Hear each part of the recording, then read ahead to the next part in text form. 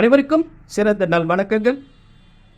மீண்டும் உங்களை இந்த சித்தர் வாக்கு ஜோதிடத்தின் மூலம் பாலச்சித்தர் பாலாஜி நான் சந்திப்பதில் மிகுந்த மகிழ்ச்சி கொள்கிறேன். இந்த நிகழ்ச்சியின் மூலம் இன்னைக்கு பார்க்க போகிற முக்கியமான விஷயம் என்னன்னு கேட்டீங்கன்னா, மீனராசிக்கு சித்திரை மாத பலன்கள்.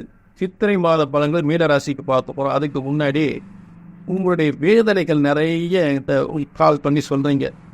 எங்கள் பிள்ளைக்கு கல்யாணம் முடிய மாட்டேங்குங்க, வரலாம் தட்டி தட்டி போகுது, எப்போ தான் கல்யாணம் முடியுது, நானும் பார்த்தா அது ஜோசியர் இல்லை அப்படின்னு ஒரு பெரிய ஒரு வேதனையாக. எத்தனையோ ஜோசியரை பார்த்தோம், எத்தனையோ பரிகாரம் பண்ணிட்டு எத்தனையோ கோயில் போட்டு கல்யாணம் முடியும் பண்ணி. பையனுக்கு அதே மாதிரி தான் 27 வயசுக்கு அப்புறம் தான் கல்யாணம் முடியணும். அதுக்கு முன்னாடி முடிச்சா தாரம் 2 ஆகி போகணுன்னாங்க. இப்போ 27 வயசுக்கு அப்புறம் கொஞ்சம் அந்த பொண்ணு பார்க்க ஆரம்பித்து 35 வயசு ஆகி போச்சு, கல்யாணம் முடியல. இவனுக்கு எப்போ கல்யாணம் முடியும்? இல்லை, பையனுக்கு நல்ல அரசாங்க வேலை கிடைக்கணும். அந்த அரசாங்க வேலைக்கு முயற்சி பண்ணிக்கிட்டு இருக்கான், நிறைய பரீட்சை எழுதுறான். ஒரு 5-6 வருஷம் முயற்சி பண்ணுறான், வேலை கிடைக்க மாட்டேங்குது. அரசாங்க வேலை கிடைக்குமா இல்லை தனியார் வேலை தான் கிடைக்குமா?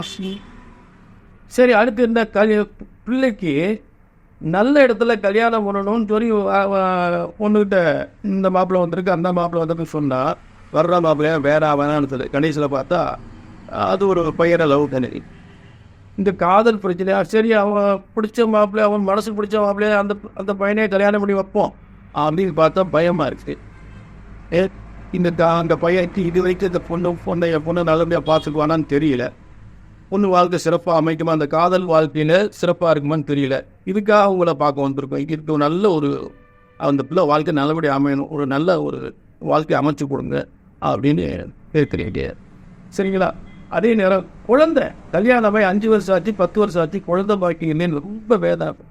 பொம்பளை பிள்ளைக்கு இத்தனை வருஷம் குழந்தை இல்லாமல் இருந்து அக்கம் பக்கம் சொல்லக்கூடிய வார்த்தை காதில் கேட்க முடியல, அவ்வளோ ஒரு வேதனை. மனசு அப்படியே நொந்து உட்காந்துட்டு எப்படா பிள்ளைக்கு புத்திர பாக்கியம் கிடைக்குது. அதை இப்படிப்பட்ட வேதனைகளுக்கு நாங்களும் போகாத இடம் பாக்கி கிடையாது, பார்க்காத ஜோசியர்ல செய்யாத பரிகாரம்ல போகாத கோயில். ஐயா, உங்களை தேடி வந்திருக்கும், நல்லது நடக்குமா? நிச்சயமாக நடக்கும், சந்தேகமே இல்லை. அப்படி ஜாதகத்தை தூக்கியாச்சுன்னா நல்ல ஒரு ஜோதிடர் சொன்ன பலன்கள் சரியா நடக்கல அப்படின்னு ஒன்று உங்க ஜாதகத்தை பார்க்கணும், இல்லாட்டி ஜோசியர் அந்த பார்க்கணும். அந்த தவறு விடக்கூடாது. புரிஞ்சுட்டீங்களா? இங்கே சொன்னது நடக்கும், நடந்தே ஆகும், நடந்தே ஆகும் இந்த உயர்த்த உத்தரவாதத்தோடு நிகழ்ச்சிக்குள்ள போகிறோம். இப்போ மீனராசிக்கு சித்திரை மாத கிரக அமைப்புகளை பார்ப்போம். இப்போ மீனராசியில முதல்ல மீனராசியிலே 4ஆம் அதிபதியும் 7ஆம் அதிபதியும் 3ஆம் அதிபதி 8ஆம் அதிபதியோட சுக்கிரன், வலிமை பெற்ற சுக்கிரன், உச்சம் பெற்ற சுக்கிரனோட மீனராசியில புதன், சுக்கிரன், ராகு.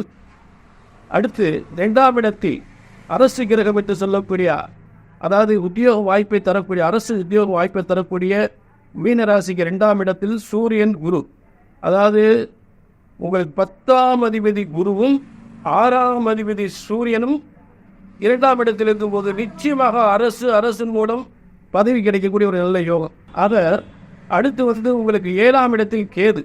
அதே 12ஆம் மீனராசிக்கு 12ஆம் இடத்தில் செவ்வாய், சனி.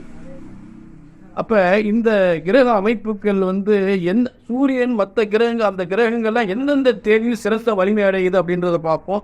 முதல்ல சூரியன் அரசு கிரகமும் சூரியன் வலிமை பெறுகின்ற காலம் பார்ப்போம். அதாவது சித்திரை 1 முதல் சித்திரை 4 வரை அரசாங்க பதவி பெறக்கூடிய சூரியன் வலிமை பெறுகின்ற காலங்கள், தொழில் வியாபாரங்கள் விருத்தி அடையக்கூடிய காலங்கள், சிறந்த முன்னேற்றம் பெறக்கூடிய காலங்கள். அதாவது 14/4/2024 முதல், அதாவது சித்திரை 1 முதல் சித்திரை 4 வரை, 14/4/2024 முதல் 17/4/2024 வரை சூரியன் உச்ச வர்க்கோத்துவம் பெறுகின்ற சிறந்த காலங்கள். அரசு மூலம் சிறந்த முன்னேற்றம், அரசாங்கத்தின் மூலம் சிறந்த முன்னேற்றம் பெறக்கூடிய காலங்கள், அரசு பதவி பெறக்கூடிய காலங்கள், வியாபார விருத்தி அடையக்கூடிய காலங்கள். அடுத்து அதே சூரியன் ஆட்சி பெறுகின்ற காலம். அதாவது மீனராசிக்கு 6ஆம் இடத்தில் ஒரு பதவி, ஒரு இடமாற்றம், பதவி தரக்கூடிய காலங்களாக சூரியன் ஆட்சி பெறுகிற காலங்கள். அந்த காலங்கள் 27/4/2024 முதல் 30/4/2024 வரை. இதற்குரிய தமிழ் தேதி சித்திரை 14 முதல் சித்திரை 17 வரை. அடுத்து குரு பகவான் தனகார, அதாவது அரசாங்க பதவிக்குரிய கஜானா, அரசாங்க கஜானாக்களுக்குரிய குரு பகவான் உங்களுக்கு ராசிக்கு அதிபதியாகி, உங்களோட ராசிக்கு 10ஆம் அதிபதியாகி தொழில் வியாபாரம் அரசு பதவி தரக்கூடிய குரு பகவான் வலிமை பெறுகின்ற காலங்கள். உங்களுக்கு 10ஆம் இடத்திலே தனுசு ராசியில 10ஆம் இடத்துல அம்சத்தின் வலிமை பெறுகின்ற காலம். அதாவது கார்த்திகை 1ஆம் மாதத்தை நிச்சயமாக உறுதியாக மீனராசிக்காரங்க அரசாங்க பதவி, உயர்ந்த பதவி கிடைக்கிறதுக்கு வாய்ப்பு உண்டு. எந்த பதவியிலும் அரசாங்க முயற்சி பண்ணுங்க, இந்த காலங்களுக்கு மிகப்பெரிய பதவி யோகங்கள் உறுதியாக உண்டு. அந்த தேதியை சொல்றேன். 17/4/2024 முதல் 1/5/2024 வரை நிச்சயமாக கார்த்திகை 1ஆம் பாதத்தில் உங்களுக்கு அம்சத்தில் 10ஆம் இடத்தில் ஆட்சி பெறுகின்ற சூரியன் உங்கள் ராசிக்கு அதிபதி 10ஆம் அதிபதியும், அடுத்து உங்களுக்கு 2ஆம் அதிபதியும் 9ஆம் அதிபதி பாக்கியஸ்தான வீடு வாசல் பூமி யோக பதவி, அரசாங்க பதவி, ஒரு IAS IPS, இந்த காவல்துறை இராணுவம் இந்த போன்ற ஒரு துறைகளில் மிகப்பெரிய வேலை வாய்ப்பு வருமானத்தை தரக்கூடிய செவ்வாய் சித்திரை 26 முதல் சித்திரை 30 வரை வலிமை பெறுகின்ற காலம். இதற்குரிய ஆங்கில தேதி 9/5/2024 முதல் 13/5/2024 வரை.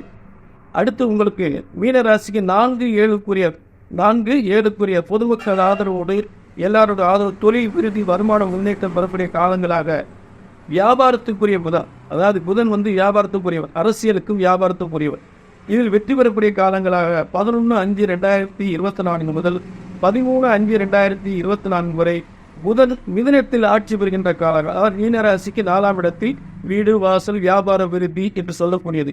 இந்த காலங்களில் ஒரு தொழில் வியாபாரத்தில் ஒரு புதிய தொழில் தொடங்கினா வம்ச விருத்தி அடையும். வாழையடி வாழையாக அந்த வம்ச விருத்தி அடைவதற்கு அந்த தொழில் மிகப்பெரிய முன்னேற்றத்தை ஏற்படும். ஆக இப்போ சொல்லக்கூடிய பலன்கள் எதுவுமே சரியாக நடக்கலை, எதுவுமே எங்களுக்கு சரியாக வரல, சரியாக நடக்கலை அப்படின்னா உங்கள் ஜாதகத்தில் பாவ கிரகம், உங்கள் ஜாதகம் சரியில்லைன்னு அர்த்தம். உங்கள் ஜாதகத்தில் பாவ கிரக தசாபத்திகள் நடந்தால் நான் சொல்லக்கூடிய பலன்கள் தடபடதான் செய்யும். அப்போ என்ன பண்ணுறீங்க? அப்போ எனக்கு எதுங்க நல்ல நேரம் போடுவோம், எப்போங்க நான் நல்லா வாழ முடியும், எனக்கு எப்போ முன்னேற்றம் கிடைக்கும் நினைத்தீங்கன்னு கீழே உள்ள ஜாதகத்தை கீழே ஒரு நம்பரை நோட் பண்ணிக்க. கீழே நம்பரை நோட் பண்ணிட்டு ஒரு முன்பதி பண்ணிட்டு வாங்க. கண்டிப்பாக உங்கள் ஜாதகம் என்ன பிரச்சனை இருக்குன்னு பார்ப்போம். எந்த பிரச்சனைக்காக ஜாதகத்தை கையில் எடுக்கிறீங்களோ, வேலை கிடைக்கலையா, கல்யாணம் முடியலையா, சொத்து இல்லையா, வியாபாரம் விருத்தி அடையலையா, இல்லை பூரி சொத்து பிரச்சனையா, குழந்தை பாக்கி 2 வருஷமா இல்லையா, இந்த அத்தனை பிரச்சனைக்குமே ஒரு முறை ஜாதகத்தை கையிடுங்க. கண்டிப்பாக எந்த பிரச்சனைக்காக ஜாதகத்தை கையில் எடுக்குங்களோ என்ன பார்த்து நடக்கலை, சரி யாகலை அப்படின்ற வார்த்தையே வரக்கூடாது. திரும்பவும் சொல்கிறேன், ஒரு ஜோதிடத்தின் பான் சொன்னது நடக்கவில்லை என்றால் ஒன்று உங்கள் ஜாதகம் தவறாக இருக்க வேண்டும், இல்லை என்றால் ஜோதிடன் நான் தவறாக இருக்க வேண்டும். அந்த தவறு இங்கே வரவே கூடாது. அவரை பார்த்து அப்படியே நடந்துச்சுன்னு சொல்லக்கூடியதாக இருக்க வேண்டும் தவிர இந்த ஆளை ஏண்டா பார்த்தா அப்படின்ற வேதனை வரவே கூடாது. ஆக இங்கே சரியாக கணித்தால், உங்கள் ஜாதக பலன்களை சரியாக கணித்தால் சரியாக நடக்க வேண்டும் உயர்ந்த உத்தரவாதத்தோடு மீண்டும் ஒரு நல்ல நிகழ்ச்சியை சந்திக்கும் வரை உங்களிடமிருந்து விடைபெறுகிறேன். நன்றி, வணக்கம்.